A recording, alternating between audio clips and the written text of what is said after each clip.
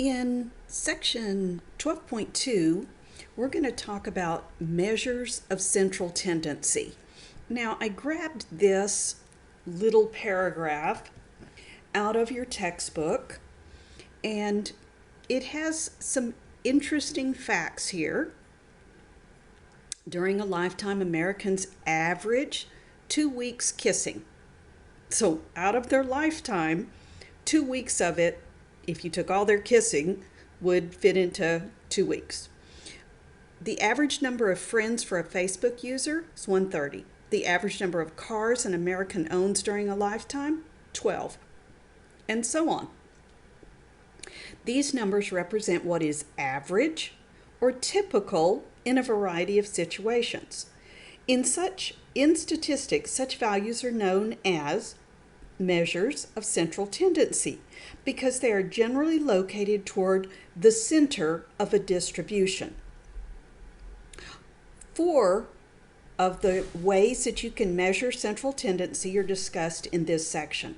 We're going to talk about the mean, the median, the mode, and the mid-range. Each measure of central tendency is calculated in a different way.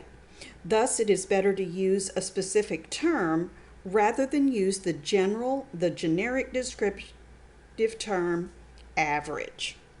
Okay, so now that we're learning a little bit more about statistics, we're not going to just say the average, and they used average here, and we really don't know how they got the average because it might have been the mean, it might have been the median, the mode, or the mid-range. So let's take a look. We'll have some formulas. They are all on your formula sheet, but you may want to write them down in your notes. The first one we're going to talk about is the mean. The mean is, and the symbol for mean is an X with the bar over it. Okay? And the symbol right here, this is a Greek letter. It is called sigma. And so the mean of some data, so since it is the sum of the data, we say it is the sum of all the x's divided by n, and n represents the number of x's, the number of items. So you've done averages for years and years. You simply add all the items, divide by the number there were. In a few minutes, we'll come back up here to talk about calculating a mean when there is a frequency distribution. All right, we'll look at this formula, and it is much easier than doing it a long way. Number 1, it says find the mean for the following group of data items. So mean is the sum of the x's being the items, divided by n. So it is 1 plus 4 plus 8 plus 3 plus 2 plus 6 plus 2 plus 2,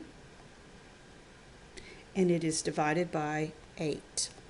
If you want to do this on your graphing calculator home screen, be sure you put parentheses around that. Okay, and if you do it, this one will be 3.5. I'm not going to grab the calculator on screen and do it, but you would simply add these, and then you'll divide by 8. You get 3.5. Look back at the instructions, round to 3 decimal places as needed. Well, I didn't need to. Let's look at the next one. Find the mean for the following group of data items. So the mean is the sum of the items divided by the number of items. So I'm going to write this more like you'll write it on your calculator. It is going to be parentheses 1.9 plus 1.7 plus 5.5 plus 7.8 plus 5.1 plus 8.7, and I'm going to wrap around, plus 1.2 plus 3.1 plus 4.8 plus, what keeps taking that away, 7.7 plus 9.3, close your parentheses, divided by, I have 1, 2, 3, 4, 5, 6, 7, 8, 9, 10, 11. Then I can press enter, and I'm supposed to round this to 3 decimal places, so I will get and record 5.164.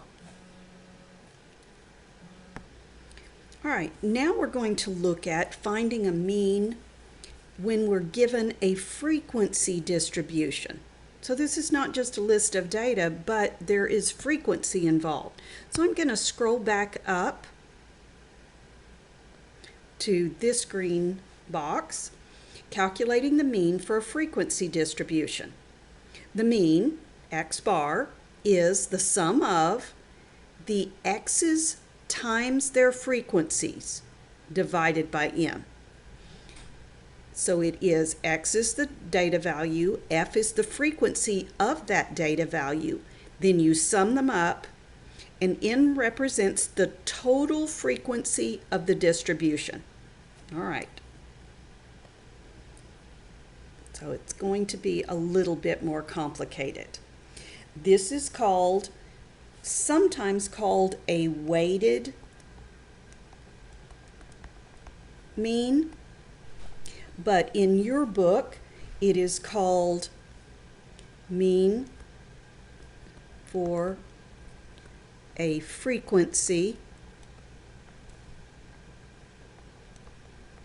distribution.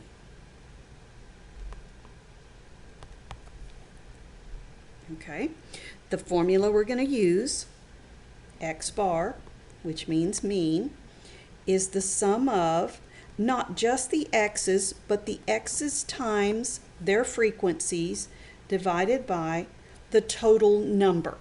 And we're going to have to be careful about that. So I'm going to write this numerator. I'm going to put it in parentheses. And the score is 1. The first score is 1. And, oh, I touched the calculator. Here it comes. All right, I don't need you, Mr. Calculator. Not right now. All right, it is 1 times 2. There are 2 scores of 1 plus 2 times 6. There is a frequency of 6. So there are, the score of 2 was recorded 6 times, plus 3 times 5 plus 4 times 6. Whoops, I don't need parentheses yet. Plus 5 times 6 plus 6 times 4 plus 7 times 4. Let's scoot over. Plus 8 times 3. Close parentheses.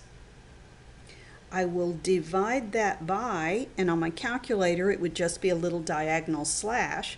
Now you have to be careful. It is the total number. Well, there weren't just 1, 2, 3, 4, 5, 6, 7, 8. There were 2 1s, 6 2s, 5 3s. So what you do is you total the number of frequencies. So the denominator is 2 plus 6 plus 5 plus 6 plus 6 plus 4 plus 4 plus 3. All right, so it's much more involved. We should get, if we did those separately, we would get 159 divided by 36. I have them done off screen, so I hope those are correct. And scooting back over, my mean for this frequency distribution, rounded to 3 decimal places, is 4.417. You're going to need to be very careful as you do these to make sure 1 times 2, 2 times 6, 3 times 5, 4 times 6, and so on. The data value times the number of times it occurred, then divide by the total number of occurrences, which will be the sum of the frequencies. And that is the mean for a frequency distribution.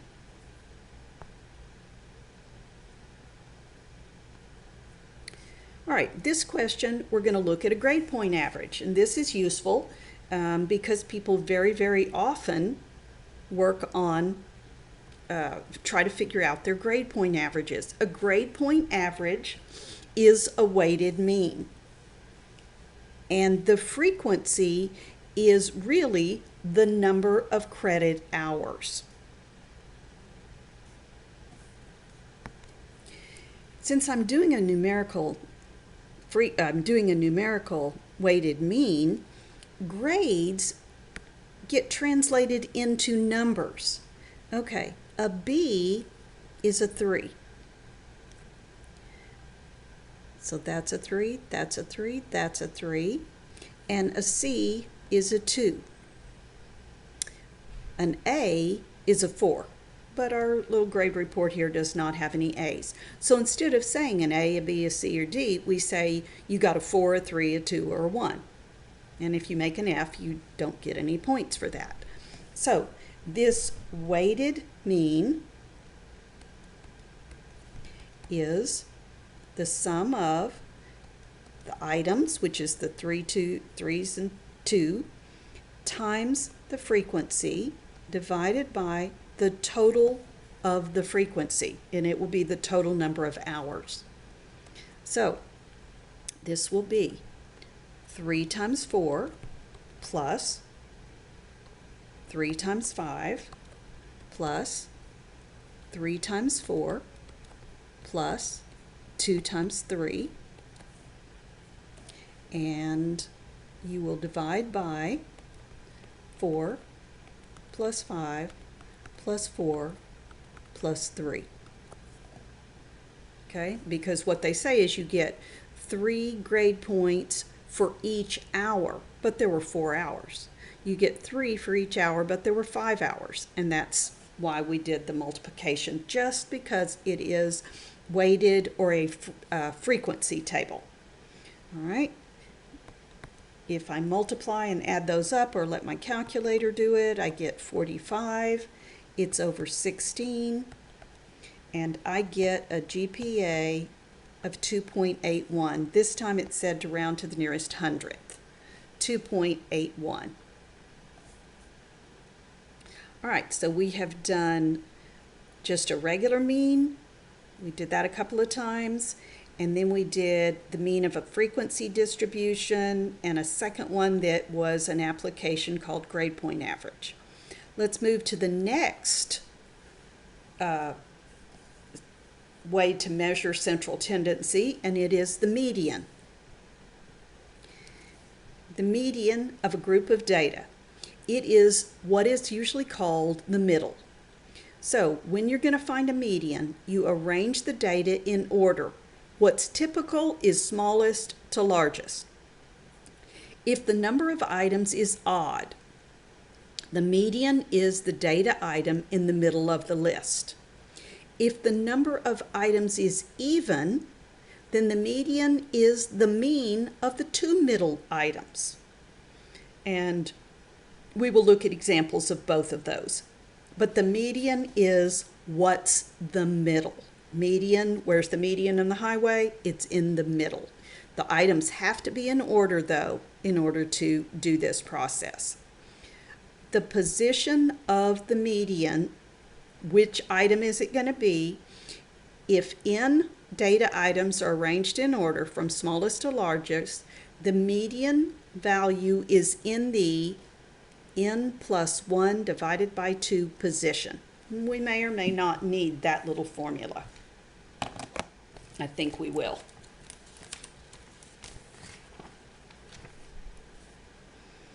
All right, number 5. Find the median for this group of data. We have to put them in order. So the smallest value is 2, then 3, 4, 4, 5, 6, 8, 9. 1, 2, 3, 4, 5, 6, 7, 8. 1, 2, 3, 4, 5, 6, 7, 8. Okay, I got them all. And there are 8 items. If I go back, what does it say? If the number of data items is even, the median is the mean of the two middle. So the middle here would be here. That's the middle. 4 data items above it, 4 data items below it. When the middle is not a number but between two numbers, this is how I remember it, you're going to take these two values, 4 plus 5, divide it by 2 because it's the mean of those two, and that gives me 4.5. Okay, so the median, the middle of these is 4.5. Let's look at another set. All right, I need to go from smallest to largest, and I have 31. Let me move this down a little bit. All right, I have 31, 36, 39, 43, 52, and 56. I have 1, 2, 3, 4, 5. Oh, I got an even number again. Well, it's going to be right there. So I'm going to take 39 plus 43 and divide that by 2, and it gives me that the middle would be 41. Let me do just a little example because I feel like it really wasn't fair the way both of those have been even numbers.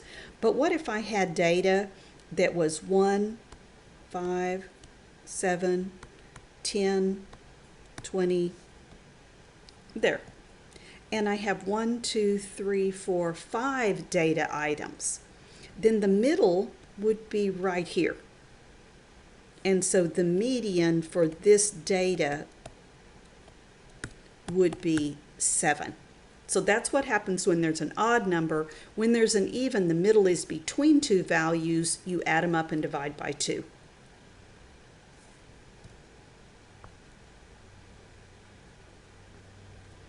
All right, let me get a little bit more room. All right, now we're going to try to find a median for data that's in a frequency distribution. And that makes it a little bit harder when you're talking about the middle, because you've got 4 of these, 3 of these, 5 of these, and so on. So one way to go about it, but I'm not saying it's the best way, it's the long way, is to take it out of frequency distribution and put it back into just a list.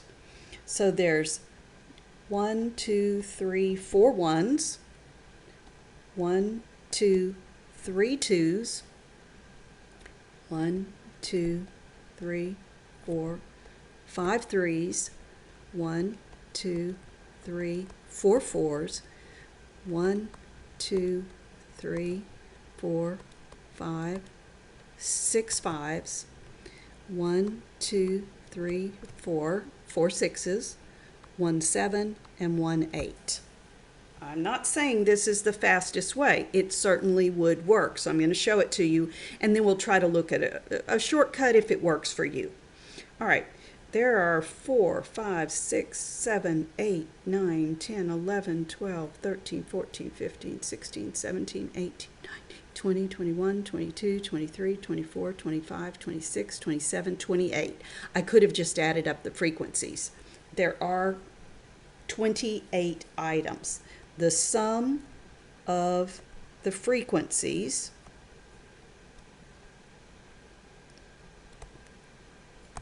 is 28. Now, we didn't use it earlier, but well, I'm just going to leave it at that, 28. That's an even number. So half of 28 is 14. So 1, 2, 3, 4, 5, 6, 7, 8, 9, 10, 11, 12, 13, 14. There should be 14 on the other side. 1, 2, 3, 4, 5, 6, 7, 8, 9, 10, 11, 12, 13, 14. So if it was 28, the middle is going to be 14 on one side and 14 on the other. All right, because it's an even number, the median is 4 plus 4 divided by 2, because remember, when there really are two middles, you add them up and divide by 2, and you get 4. The median is 4. Now, something else you could have done is add up these frequencies and then go back to this. If in data items are arranged in order, the median value is in the n plus 1 over 2 position. Now, if there were a whole bunch, you wouldn't want to do all that counting I did. So the position, this is another way, of the median is n plus 1 over 2. It is 28 plus 1 over 2. It is in the 14.5 position. Well, 14.5 position doesn't really exist. It is between the 14th and 15th data items. And what that does is it puts it right here. This is the 14th, this 4, and this is the 15th right there. It is between those at the 14.5 position, and I did that. I added up and divided by 2. The only thing that really saved me, I guess, was figuring out that if there were 28, there had to be 14 on each side. I don't know that that was really any shorter. You would need a better method if this were a bigger table with more frequencies, because this was tedious. It does work, but you would probably need computer help. All right, the next type of measure of central tendency is called the mode. The mode is the data value that occurs most often in the data set. If more than one data value has the highest frequency, then each of these data values is the mode. If there is no data value that occurs most often, then the data set has no mode. So mode and most. So let's look. I like to put them in order even for the mode, because it causes like values to collect, but you don't have to. If you put them in order for this group, you have a 5, a 6, a 7, a 7, an 8, a 9, 11, and 12. And you can see that 7 shows up twice, and you probably could see that from this list, and that means that it is the mode. If an 11 had shown up twice also, we would put 7, 11, because it says use a comma to separate answers as needed, because you can have multiple answers. If everything had just been in there once, I would have said no mode. All right, let's do mode again.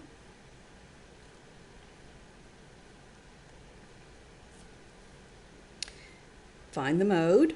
All right, if I just look at this, it looks like 49 is in here twice and nothing else is in there twice. So the mode is 49. Let's look at number 10.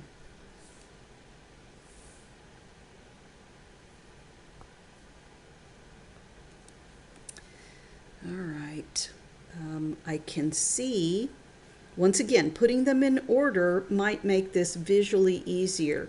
I see two 7.7s. Do you see anything else repeated? Yes. I see two 6s. At first I thought that was 6.6, but it is two 6s. This set of data it's called bimodal. It has two modes. Doesn't matter about the order you list them. 6, 7.7. I put them from smallest to largest. All right, mode is easy to tell from a frequency distribution because it's counted the items for you.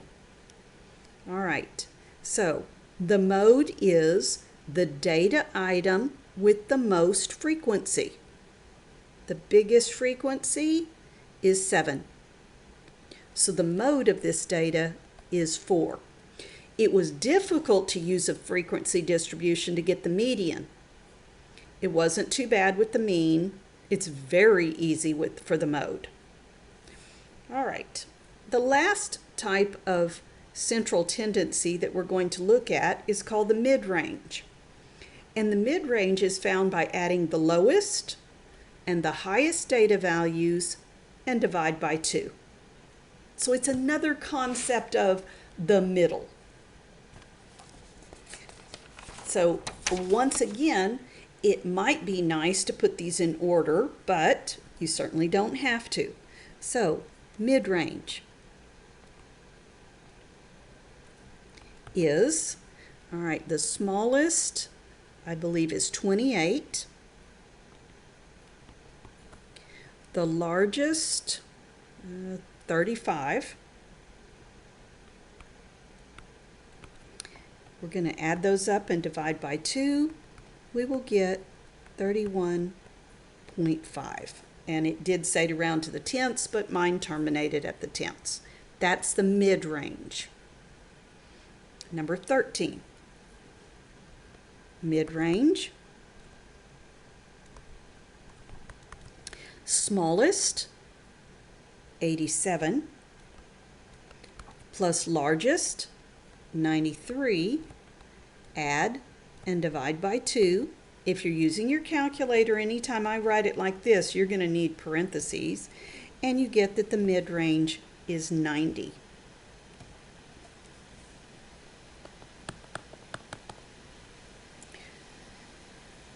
Let's see, for this one, the smallest is 55.